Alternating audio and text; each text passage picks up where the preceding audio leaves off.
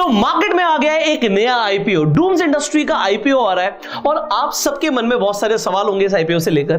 But एक सबसे बड़ा सवाल ये होगा, क्या हमें इस आईपीओ में पैसा लगाना है या नहीं लगाना? आपको पूरी वीडियो देखने की जरूरत नहीं है अगर आप सिर्फ इसी सवाल का जवाब चाहते हो, क्योंकि अगर आप जिस वक्त मैं ये वीडियो बना रहा हूं इस वक्त ग्रे मार्केट प्रीमियम को देखें तो इस आईपीओ का ग्रे मार्केट प्रीमियम GMP चल रहा है तकरीबन 60% का। अब इसका मतलब क्या होता है? इसका मतलब ये होता है कि भैया लिस्ट होने से पहले ग्रे मार्केट में लोग इसके एक शेयर के लिए 60% एक्स्ट्रा देने के लिए रेडी हैं। तो अगर किसी शेयर को लिस्ट होने से पहले 60% एक्स्ट्रा पैसा लोग देने के लिए रेडी हैं तो उसके लिस्टिंग गेन के चांसेस बहुत ज्यादा हो जाते हैं। तो अगर आप एक अच्छा लिस्टिंग गेन एक्सपेक्ट कर रहे हो तो हमने अभी पीछे जैसे हमने टाटा टेक्नोलॉजीज के आईपीओ में देखा कि भाई ग्रे मार्केट प्रीमियम जबरदस्त चल रहा था और जबरदस्त लिस्टिंग गेन भी मिला है। इसी तरीके से पिछले कुछ आईपीओस के अंदर जिसमें आपने देखा कि मार्केट ने बहुत अच्छा लिस्टिंग गेन दिया है तो उनका GMP भी बहुत अच्छा था।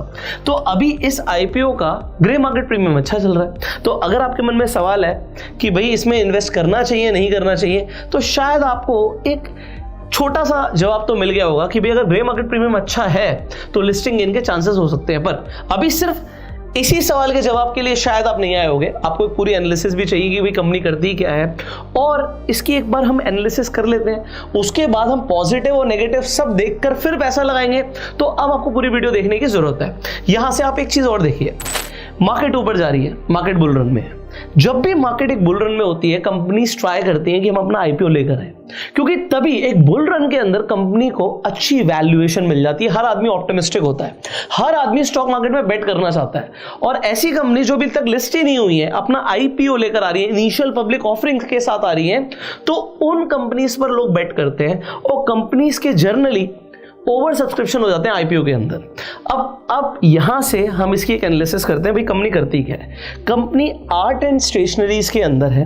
पॉइंट नंबर 1, आपने देखा होगा डूम्स की पेंसिल आती है, इरेजर्स आती हैं, इनके स्टेशनरी प्रोडक्ट्स आते हैं। पॉइंट यहां पर यह है कि सिर्फ 2006 में कंपनी शुरू हुई थी और आज की डेट में 12% से ऊपर मार्केट शेयर इनके पास है, जबकि एक हाईली कॉम्पिटिटिव मार्केट है। क्लासमेट है, नवनीत है, फेबर कैसल और पता नहीं कितनी कंपनीज हैं जिनके स्टेशनरी प्रोडक्ट्स आते हैं, पेंसिल्स आती हैं और ये हाईली कॉम्पिटिटिव मार्केट के अंदर है। बट फिर भी इनके पास आज की डेट में एक सिग्निफिकेंट मार्केट शेयर है, 12% से ऊपर का मार्केट शेयर कंपनी के पास है। और ना सिर्फ इंडिया के अंदर बल्कि एक्सपोर्ट भी करती है कंपनी, मतलब आउट ऑफ इंडिया भी इनके प्रोडक्ट्स जाते हैं। तो यहां तक आपको समझ आ गया होगा। अब आपको अपनी एनालिसिस खुद से करनी है तो कुछ चीजें आपको समझनी जरूरी है।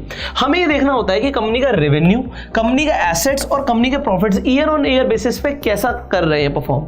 अच्छा, मैं देखो यहां पर कोई फेवर और अगेंस्ट में बात नहीं कर रहा, हम एक प्योर एनालिसिस कर रहे हैं। तो हम यहाँ पे फाइनेंशियल्स देखकर बात करने वाले हैं।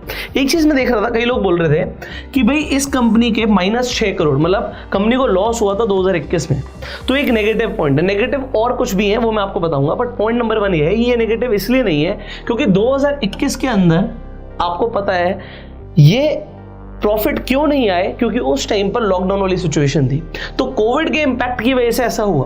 पर अगर आप देखोगे प्रॉफिट्स की मैं पहले बात कर लेता हूं, तो लॉस से 2022 में सीधा 17 करोड़ का प्रॉफिट और 2023 में, वैसे तो देखो कंपनी को जब अपना आईपीओ लेकर आना होता है तो ज्यादा बड़ा चढ़ाकर प्रॉफिट भी दिखाते हैं, तो इस चीज को ध्यान रखना, बट सीधा 103 करोड़ का प्रॉफिट गया है। तो कंपनी का प्रॉफिट सिग्निफिकेंटली बढ़ रहा है। बट एक चीज में कंपनी बहुत ज्यादा, मतलब आप कह सकते हो कि मिस इंटरप्रिटेशन नहीं कर सकती, वो है रेवेन्यू, क्योंकि रेवेन्यू जब आया होगा तभी प्रॉफिट आया होगा। तो अगर रेवेन्यू बड़ा होगा तो ये हमारे लिए प्लस पॉइंट होगा अगर आप इस आईपीओ में पैसा लगाने के लिए सोच रहे हो तो अगर आप रेवेन्यू देखोगे तो 2021 में 403 करोड़, यहां पर 684 और सीधा 1212 करोड़। तो रेवेन्यू सिग्निफिकेंटली बढ़ा है और हर साल अगर कंपनी का रेवेन्यू इस स्पीड में बढ़ रहा है तो मैं तो इसे बहुत अच्छी ग्रोथ मानता हूं। अब इसके बाद कंपनी के एसेट्स बढ़े, यहां पर आप देख सकते हो 458 करोड़, 497 करोड़, 640 करोड़। सो कंपनी के एसेट्स भी ईयर ऑन ईयर बेसिस पे बढ़ रहे हैं। तो यहां पर ये सारी सिचुएशन एक बहुत पॉजिटिव सिनेरियो की तरफ दिख रही है, भाई कंपनी के फाइनेंशियल्स अच्छे हैं। बट अब एक चीज समझना, जिस वैल्यूएशन पर ये लेकर आ रहे हैं आईपीओ, अगर हम यहाँ पर और भी कुछ डेटा भी देखेंगे, सबसे पहली बात तो पैसा कितना उठाना चाहते हैं, 1200 करोड़ उठाना चाहते हैं। 1200 करोड़ में प्रमोटर ऑफर फॉर सेल लेकर आ रहा है, मतलब अब ये पैसा प्रमोटर्स के पास जाएगा। भाई सीधी सीधी बात है, पैसा उनके पास जाएगा जिनके पास शेयर्स हैं। अब इसमें कंपनी में पैसा नहीं लगना।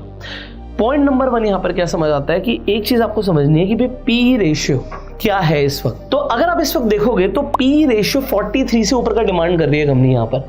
अगर 1200 करोड़ उठाना चाहते हैं, और सबसे बड़ी बात जो शेयर का प्राइस है वो 750 से लेकर 790 के आसपास है, तो अब 43 के पी के हिसाब से क्या हमें पैसा लगाना चाहिए नहीं लगाना चाहिए।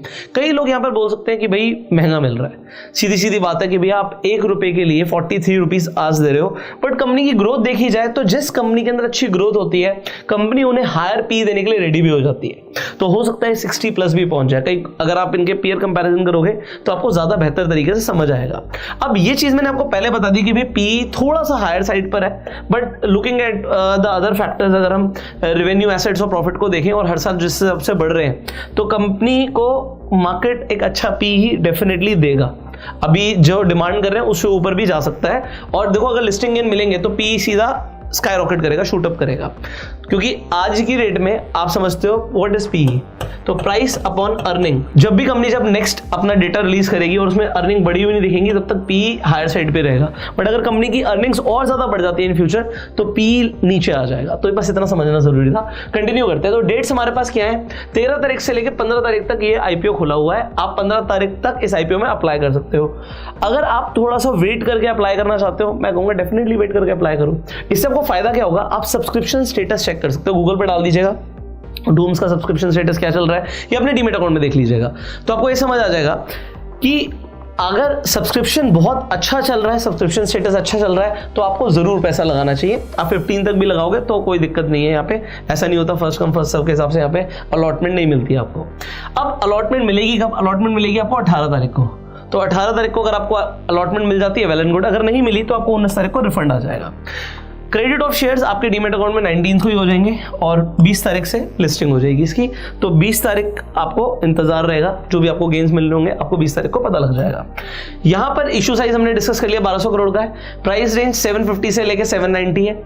18 का इसका 18 शेयर्स का एक लॉट है, तो आप मिनिमम एक लॉट के लिए अप्लाई करोगे, और आप रिटेल कैटेगरी में तो आप 2 लाख से ऊपर अप्लाई नहीं कर पाओगे।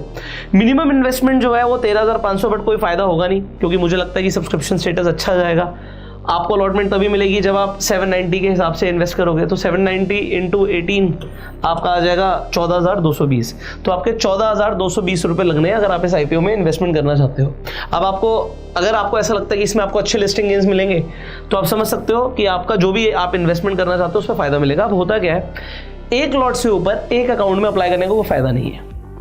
आपने टाटा टेक्नोलॉजीज में भी देखा होगा, अगर आपने ज्यादा लॉट्स के लिए अप्लाई किया तो आपको मिलेगा नहीं। इससे बेटर क्या रहता है, अगर आपको अलॉटमेंट चाहिए तो आपके घर में जितने मेंबर्स हैं उनके नाम से आप डीमैट अकाउंट खुलवाइए और अलग अलग डीमैट अकाउंट से आप आईपीओ के लिए अप्लाई कीजिए।